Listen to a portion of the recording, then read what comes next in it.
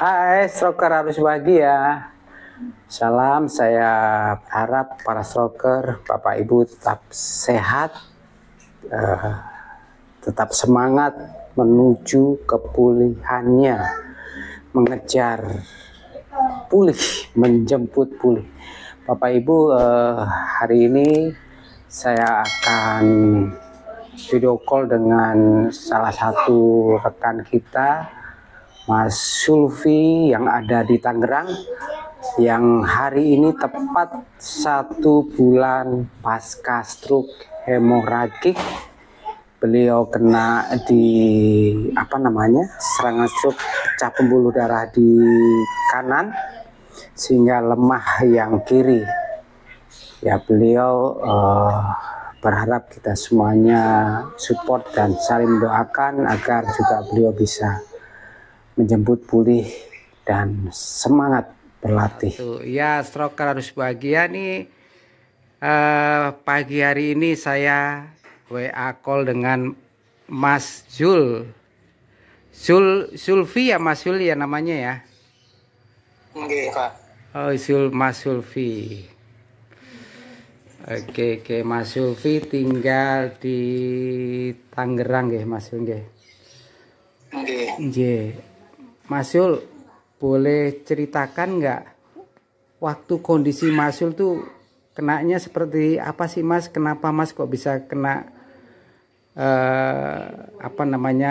pasca serangan stroke ini, Mas? Pasca serangan stroke gimana, Mas, cerita awalnya, Mas? Cerita awalnya itu ya siang kayak sekarang ini, Pak.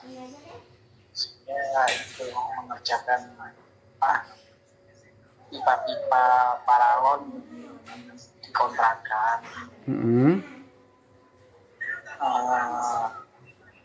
Terus istri suruh turun istirahat dulu.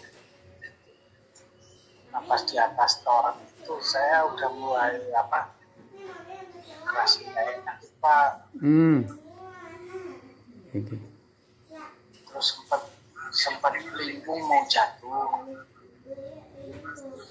Terus saya bantingin diri ke arah kanan,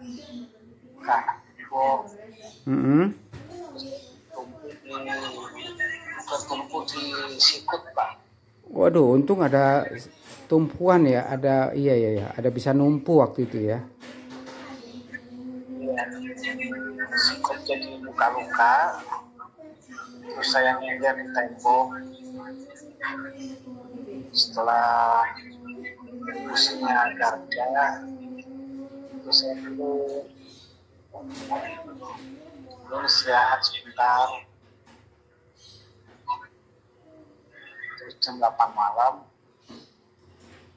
yang acara debat capres itu. Sempat nonton debat capres, seru dah. Ya. Nah, waktu nonton itu Mas Sul ada rasa emosi atau gimana nggak? Biasa aja ya?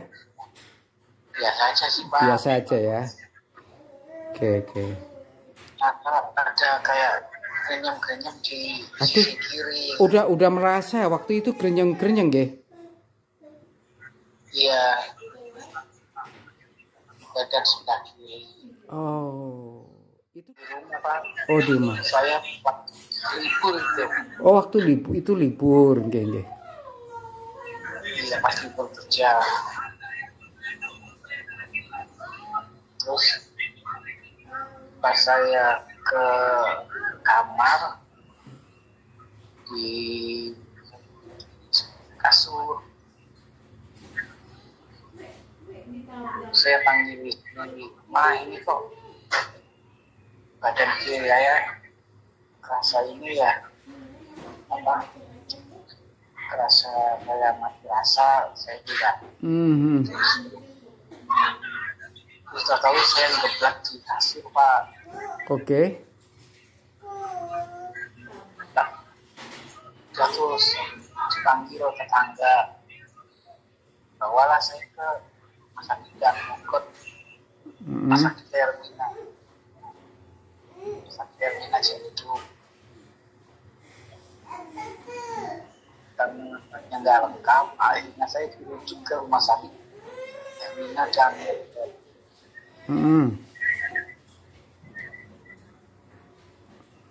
tangani sama dokter. Akhirnya saya udah nggak sadar itu. Udah nggak sadar waktu itu ya? Iya. Akhirnya diputuskan sama dokternya buat dioperasi. Oh, minta dioperasi dokternya? Iya, di sini di sayap dimasukkan selang untuk keluar pendarahannya.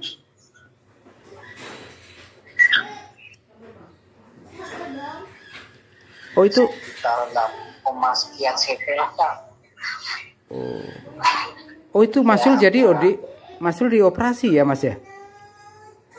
Iya, saya dioperasi. Untuk nyedot darahnya Mas? Iya. Oh. Setelah dioperasi, udah saya nggak ingat apa-apa lagi deh.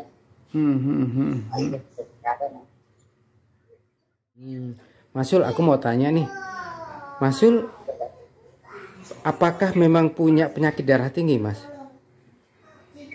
Iya, saya ada penyakit darah tinggi. Faktor dari itu kan punya hipertensi juga, Pak. Oh, jadi faktor dari turunan orang tua ya, dari ibu ya?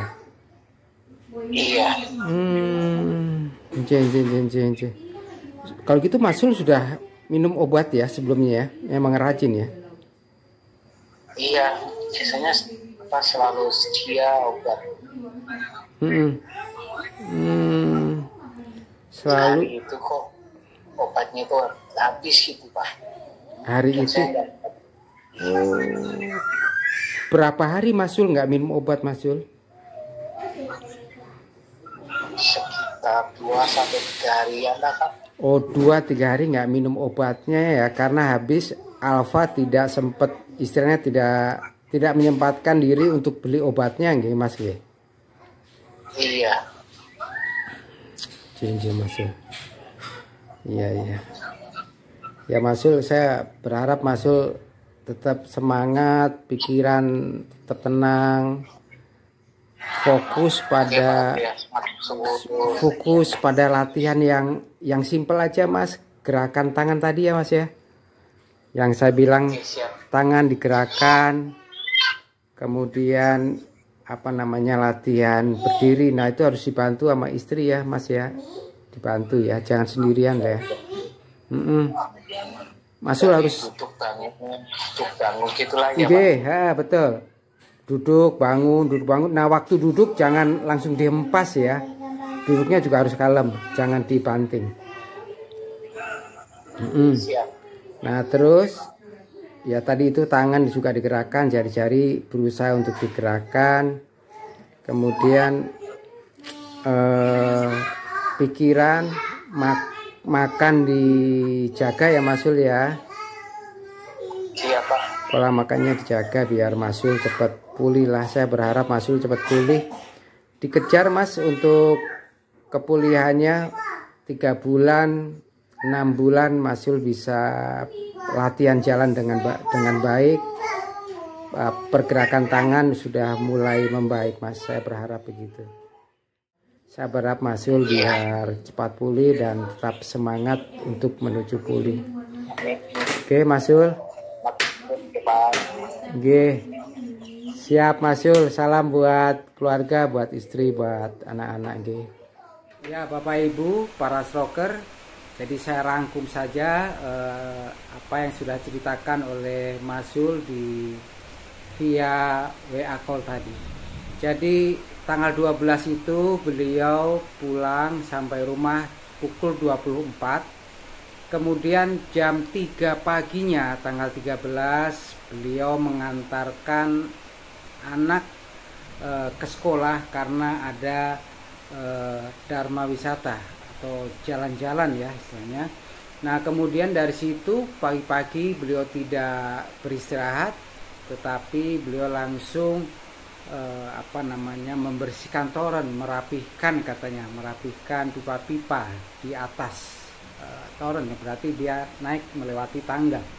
Kemudian terjadi serangan stroke di situ yang dia tidak sadari bahwa itu adalah serangan stroke. Dia badan lemas, tiba-tiba lunglai, dan beruntungnya dia bisa turun kembali. Nah, setelah turun dia beristirahat dan sempat minum kopi, yaitu kopi saset. Dia berharap dengan minum kopi tambah segar, tetapi badan tetap merasa tidak nyaman.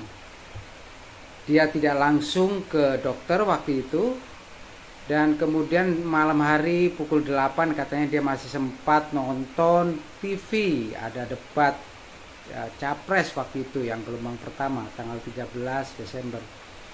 Nah, setelah itu selesai dia beristirahat ya.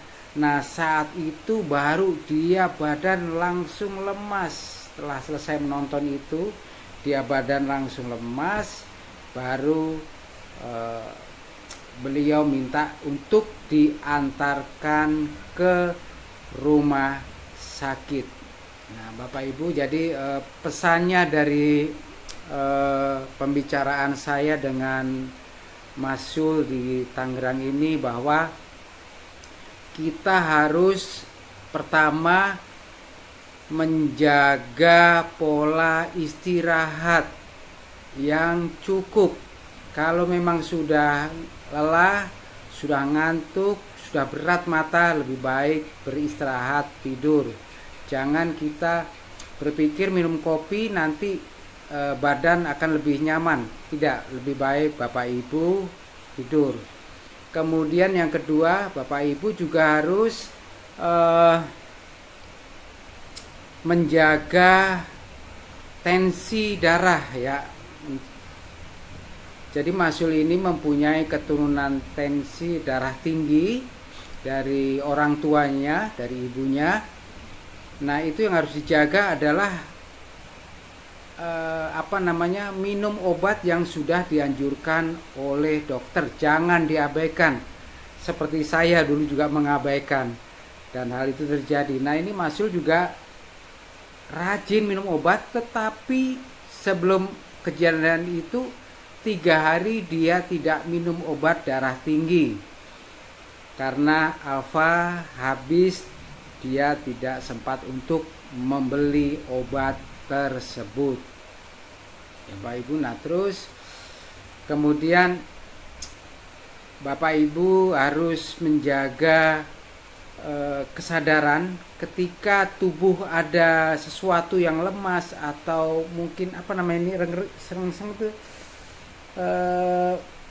kesemutan ya di kepala ya, terus tengah badan kesemutan, itu harus betul-betul Bapak Ibu perhatikan bahwa itu adalah awal daripada serangan stroke. Lebih baik Bapak Ibu harus langsung pergi ke dokter terdekat atau rumah sakit terdekat agar cepat diambil tindakan. Nah, itu saja pesan dari saya dan Mas Sul via telepon, agar Bapak Ibu ya viewer dan subscriber Stroker Harus Bahagia yang masih sehat harus betul-betul menjaga kondisi tubuh Anda.